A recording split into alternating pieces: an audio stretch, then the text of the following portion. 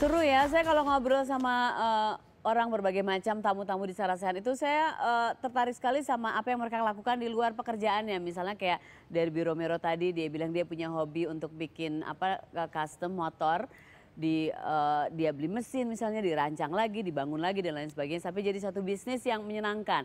Atau tadi Rosa, kalau Rosa sih kelihatan ya dia senang sekali dengan penampilan. Jadi dia benar-benar menjaga penampilan, mungkin itu bisa dibilang salah satu hobinya. Nah, tamu saya berikutnya ini saya nggak tahu ini hobi atau memang ini menjadi apa namanya cita-citanya atau apa. Nanti kita akan ngobrol, saya tanyakan. Di tahun 2008 beliau pernah mengunjungi pulau-pulau di Indonesia dengan pesawat kecil kalau nggak salah jenis Strike ya. Oke, seperti apa pengalamannya? Langsung saja saya undang Bapak Saleh Sudrajat.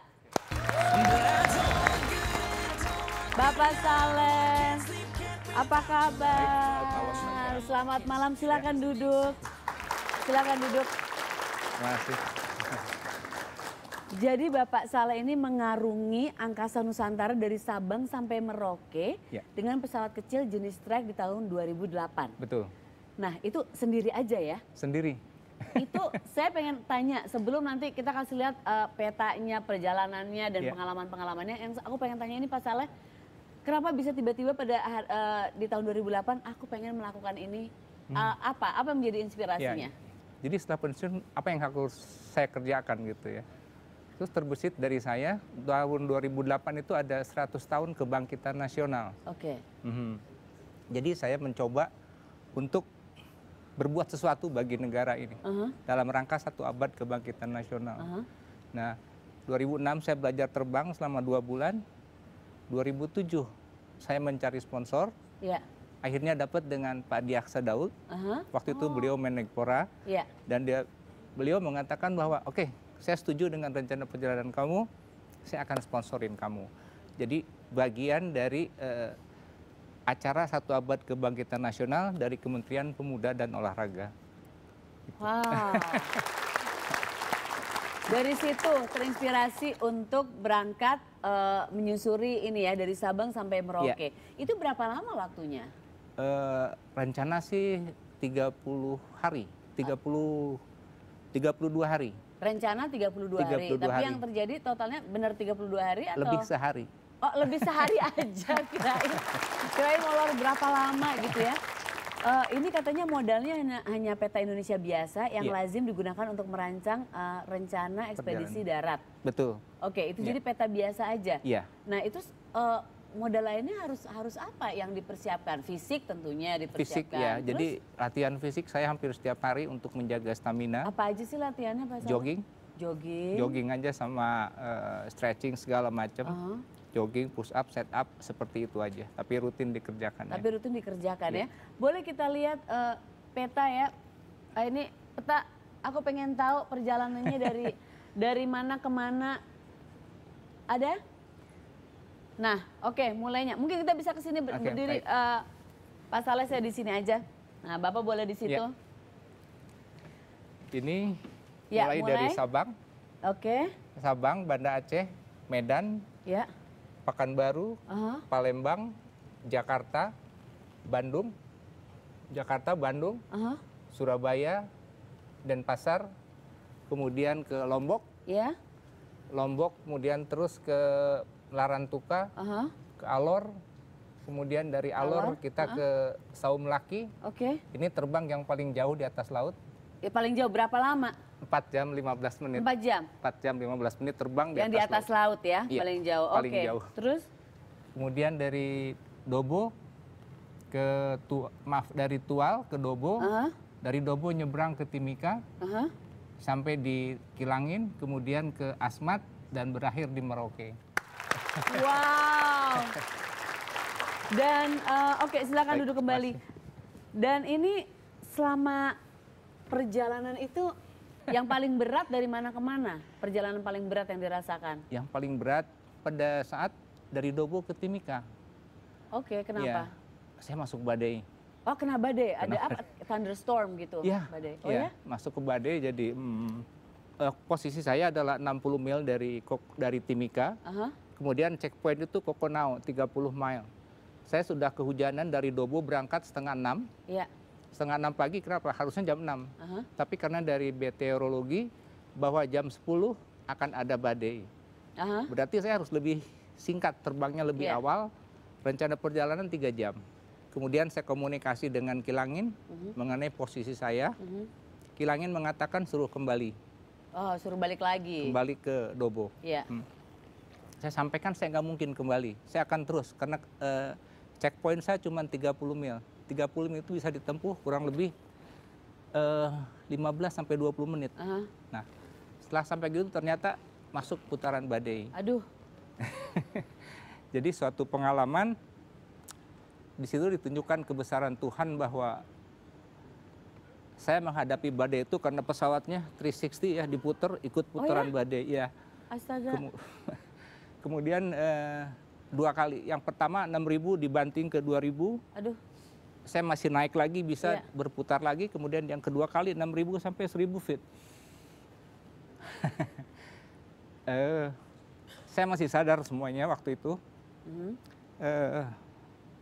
Pada saat pesawat tidak bisa dikembalikan lagi untuk up. Ini akhir hidup saya. Saya hanya ingat satu. Kalimat bahwa, ya Allah, ampuni dosa saya. Saya meram karena pesawat sudah tidak bisa dikendalikan lagi. Tidak bisa dikendalikan sama sekali. Beberapa detik, sepersekian detik saya bicara itu, pesawat naik lagi ke atas, lebih cepat daripada saat saya ditekan ke bawah.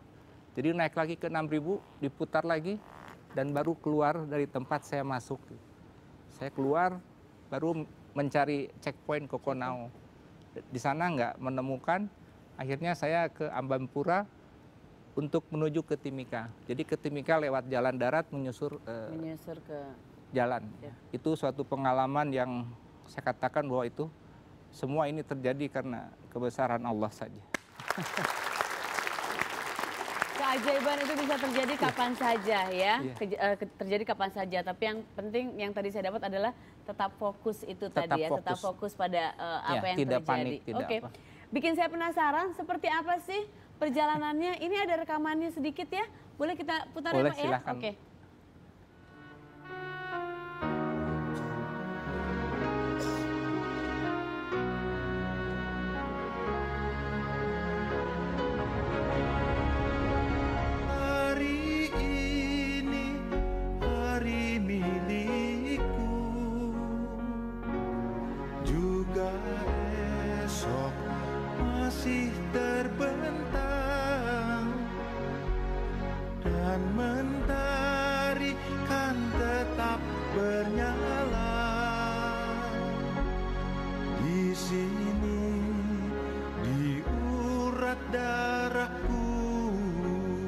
Ini memang hanya sebagian langkah yang harus kita jalani.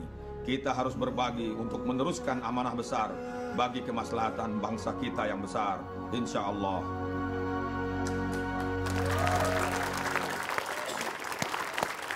Hebat sekali. Dan saya cuma bisa ngebayangin aja apa yang Bapak lihat dari atas itu, pemandangan Indonesia. Pasti cantik banget ya. Itu yang dibawa di tasnya apa sih Pak? Ini helm aja. Helm. Oh helm, boleh lihat nggak? Ini yang dipakai saat perjalanan ya? Iya, cuman jadi pakai helm, jaket ini sama sepatu biasa aja. Oh gitu, pakai ini jaket yang dipakai, terus helm terbang. Sama sepatu. Oh, terus sekarang Pak Saleh masih suka terbang nggak? Masih. Oh ya? Masih. Sekarang masih. Sekarang kalau terbang kemana aja? Kemarin saya terbang ke Pondok Cabe, ke Lido, terus beberapa flypass di Jakarta ini. Oh gini, ini kalau sekarang terbang untuk ini aja, untuk kesenangan pribadi, atau untuk apa? Sebetulnya pesawat ini multifungsi ya. Iya. Beberapa pesawat ada dipakai oleh kehutanan untuk patroli kehutanan. Itu sangat bagus. Kemudian pesawat ini bisa dipakai untuk kegiatan asesmen pada saat bencana. Ini pernah saya lakukan untuk melihat bencana gempa bumi di Tasikmalaya. Saya bisa terbang rendah di atas pohon, berliuk-liuk masuk ke tempat-tempat yang sulit dicapai. Waduh, menarik sekali ya. Susah nggak sih? Aku kalau saya pengen belajar gitu susah nggak sih? bisa dikatakan susah, bisa dikatakan enggak. 20 jam sudah bisa terbang solo. Bisa berduaan nggak sih kalau kayak gitu? Bisa. Oh bisa ya? Digonceng sama Oh iya berarti aku nebeng aja. Ya lumayan kan aku pengen ngeliat-ngeliat gitu. Aduh Pak Saleh terima kasih sudah berbagi pengalamannya di sini. Sangat mengagumkan sekali. Saya kembalikan helmnya. Ini pasti kenang-kenangan luar biasa juga. Dan saya punya kenang-kenangan untuk Pak Saleh di sini sudah hadir. Ini Pak nanti kalau terbang berikutnya pakai ini ya Pak ya? Boleh. Ya, badai pasti takut. Iya. Badai pasti takut. Ya. Tapi Makasih. Bapak ini inspirasi yang luar biasa. Ini anak-anak muda yang ngelihat acara ini dengan pembicaraan kita pasti langsung yang wah pengen nyoba nih. Mudah-mudahan karena banyak sekali challenge-nya ya. Challenge-nya ya. Dan saya dapat penghargaan dari MURI. Ya. Kemudian dari Presiden SBY. Ya. Satya Lencana Wirakarya. Itu yang membanggakan. Bangga sekali saya bisa berjumpa dengan Bapak Saleh. Terima kasih banyak Bapak. Salam untuk keluarga. Baik. Dan terima kasih untuk yang sudah nonton malam hari ini. Makasih. Terima kasih yang untuk nonton di rumah. Kita ketemu lagi besok di Sarasehan. Selamat malam. Bapak terima kasih.